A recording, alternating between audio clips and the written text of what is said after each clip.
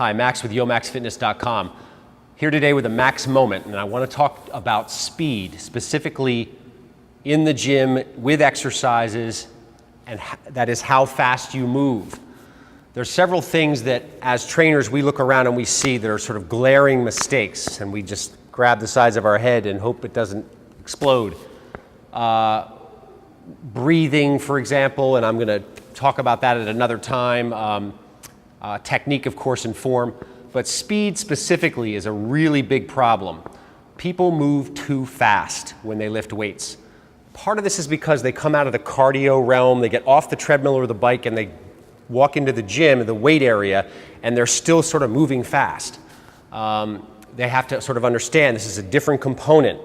Cardio is cardio, strength training is strength training. And there's other reasons for it too. A lot of these new videos that like P90X and all these fancy things you see on infomercials are based on circuit training. So they have you going from, one exercise to the next very quickly. And that's the fault of the instructor to some degree, because although you should be taking short breaks between exercises, the speed of the individual movement should be slow. So you do your shoulder press, you go over here, and you do your squat. That's fine.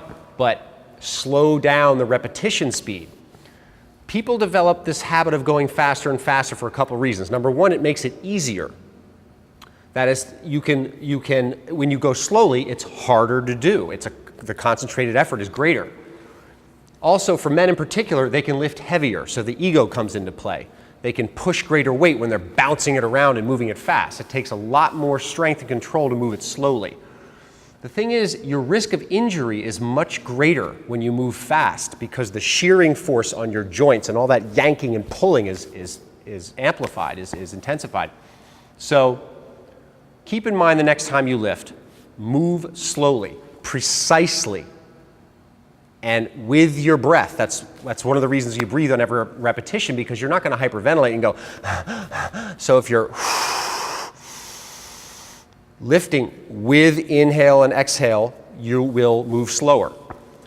You'll get a lot more out of the exercise, you'll protect your joints from injury, and your form is much more likely to be spot on because it's easier to control when you're moving slower.